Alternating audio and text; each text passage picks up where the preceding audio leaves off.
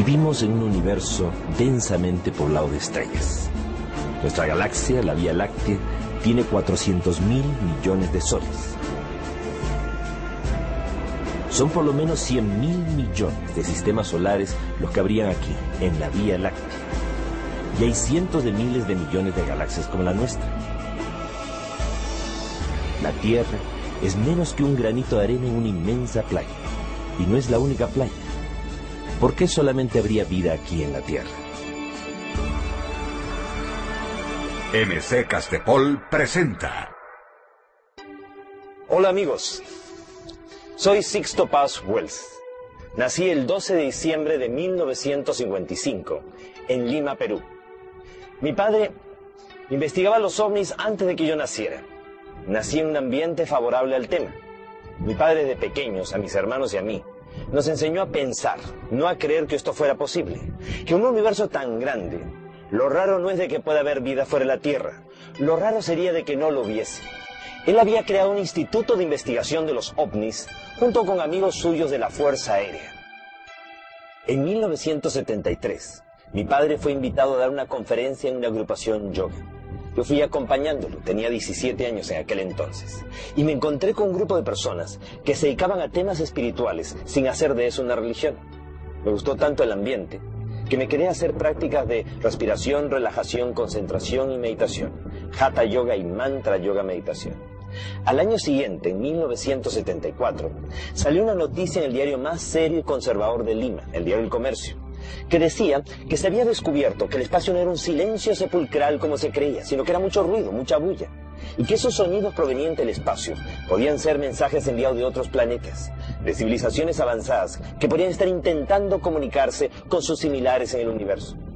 La noticia fue tan interesante que mi padre invitó a un médico del Hospital de Policía de Lima, miembro de la Sociedad Teosófica, alto grado de la masonería, el doctor Víctor Ñáñez Aguirre, para que disertara sobre el tema de la telepatía, la transmisión de pensamiento a distancia. Planteaba este médico que de existir seres en otros planetas, podrían no solamente estar llegando a la Tierra con sus naves espaciales, sino que mentalmente, de forma telepática, o astralmente hasta en sueños, podrían estar intentando comunicarse con la humanidad. La noticia fue tan interesante, de regreso a la casa, le conté a mi madre y a mi hermana de lo que se había hablado, e intentamos, como jugando, recibir un mensaje. Mi madre, mi hermana y yo nos sentamos en torno a una mesa, pusimos unas hojas de papel y un lápiz, y acordamos que al primero que le viniera a la mente una idea que considerara que no fuera suya, la iba a anotar en el papel, y después íbamos a ir concatenando las ideas, buscando un probable mensaje. Hicimos prácticas de meditación, y de pronto, al cabo de unos 15 minutos de una meditación muy profunda, vino en mí un deseo irrefrenable de escribir. Una ansiedad tal que me llevó a abrir los ojos, estaba totalmente consciente, no estaba en estado de trance alguno. Y de pronto comencé a escribir a gran velocidad. Sentía en mi mente como que me hablaban al oído, como que me decían, sala de hogar buena para hacer la comunicación. Me llamo Oxal, soy de Morlen, ustedes le llaman Ganímedes, una de las lunas de Júpiter. Podemos tener contacto con ustedes, pronto nos verán. Naturalmente yo no creí que esto fuera real, pensé que era producto de mi imaginación. Sin embargo, mi madre y mi hermana me dijeron que habían recibido lo mismo, solo que no lo habían escrito. Yo lo había redactado simultáneamente en la medida en que lo iba recibiendo mentalmente. Era una psicografía, el fenómeno de escritura automática. Al día siguiente, con un grupo de amigos, repetimos el experimento y pedimos una prueba. Fuimos el 7 de febrero de 1974 al desierto de Chilca, al sur de Lima, donde el mensaje supuestamente nos estaba citando. Estuvimos allí desde el día anterior. No fuera a ser de que viéramos un meteorito, un satélite, un avión y nos confundiéramos y pensáramos que era el avistamiento anunciado. De pronto, se produjo un extraño resplandor. Detrás de los cerros se iluminó la noche como si fuera de día. Y todos hemos visto salir de entre los cerros un objeto luminoso que se desplazó sobre las crestas de las montañas. Quedó estable en el horizonte del lado derecho. El grupo que estaba disperso empezó a congregarse y todos empezamos a confrontar. Tú lo ves, yo también, ¿qué es esa luz? Cuando de pronto comenzó a ir descendiendo hasta que se colocó a una altura de unos 80 metros. Proyectó una luz como de mediodía. Era un objeto en forma de disco con una media docena de ventanitas. Todos sentimos pánico, terror. Nunca habíamos sentido tanto miedo como aquel instante. Y todos captamos en nuestra mente como que nos decían que no bajaban ese momento, porque nosotros no podíamos contener nuestras emociones, de que habría un tiempo y un lugar. Meses más tarde la nave aterrizó en el desierto y los vimos físicamente. seres de aspecto antropomorfo, humanoides, similares a nosotros. La comunicación inicialmente fue de tipo telepático. Si todo hubiese quedado allí, no hubiera tenido la menor trascendencia.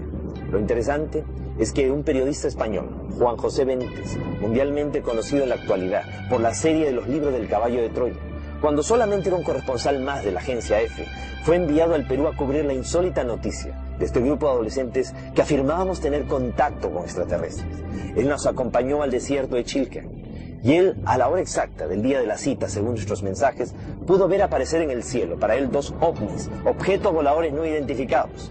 Para nosotros eran BETs, vehículos extraterrestres dirigidos, demostrándoles que esto es una realidad y que sí es posible establecer un contacto, una comunicación con estos seres.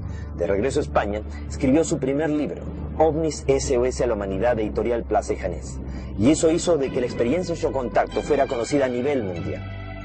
Con los años, el contacto fue cada vez más fluido y permitió recibir de estos seres la información que vamos a compartir con ustedes. La información del plan cósmico, de la cosmogonía extraterrestre, de los orígenes de la humanidad. Una historia que demostraría de que el ser humano es el resultado de más de un experimento genético extraterrestre. Que a lo largo de nuestra historia, aquí ha habido más de una hibridación y mestizaje. Naufragios estelares, colonizaje y hasta deportación de extraterrestres a nuestro mundo. Y que si no tomamos en cuenta el eslabón extraterrestre, la historia de la humanidad no tiene ni pies ni cabeza.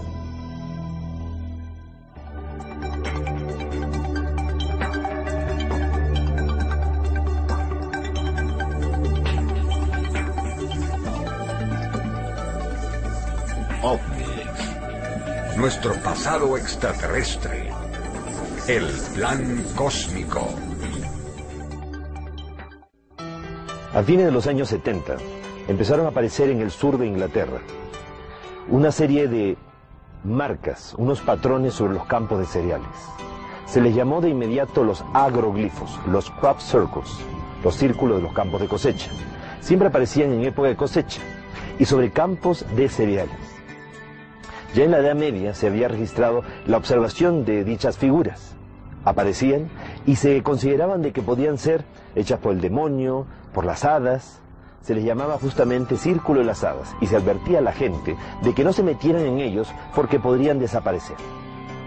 Cuando empiezan a aparecer estas figuras en los años 70, inicialmente eran figuras geométricas, círculos, triángulos, rectángulos. Inicialmente, cuando solamente eran círculos, se pensó que podían ser un fenómeno de geomagnetismo o algún tipo de remolino de viento, de pequeño tornado. Pero cuando ya las figuras se fueron tornando más complejas, estéticamente más bellas y más grandes, ya realmente hubo un interés, una preocupación por investigarlas. Y más aún cuando se dieron cuenta que las espigas no estaban más que dobladas. O sea, no estaban rotas, no era el fraude de una persona que las había pisado o algo demasiado violento, sino algo tan sutil que simplemente las había doblado y había una extraña como mutación en los cristales de los granos de las espigas, lo cual demostraba que había habido una fuerza magnética, una energía que había plasmado las figuras. Era un mensaje del cielo aquí en la tierra. Logró videograbarse el momento mismo, en 1996, en Oliver Castle, que unas esferas luminosas comienzan a revolotear sobre los campos de cosecha e imprimen en fracciones de segundo este tipo de figuras. El 17 de agosto del año 2001, nuevamente al lado del radiotelescopio Shilbolton, aparecen un juego de 2 figuras. Inicialmente un rostro gigantesco tridimensional. A nivel del suelo no hay nada que nos haga pensar que ahí hay un rostro. Simplemente son montoncitos de trigo amontonados. Pero ese rostro no nos es desconocido. Es el mismo rostro de Sidonia en Marte. Aquel rostro que fue descubierto en una montaña sobre la superficie de Marte. ¿Y qué es la otra figura? Una figura rectangular que termina siendo la respuesta a un mensaje que fue enviado de la Tierra el 16 de noviembre de 1974. En aquella ocasión, Frank Drake, el amigo de Carl Sagan, utilizando el gran radiotelescopio de Arecibo en Puerto Rico, envió una onda de radio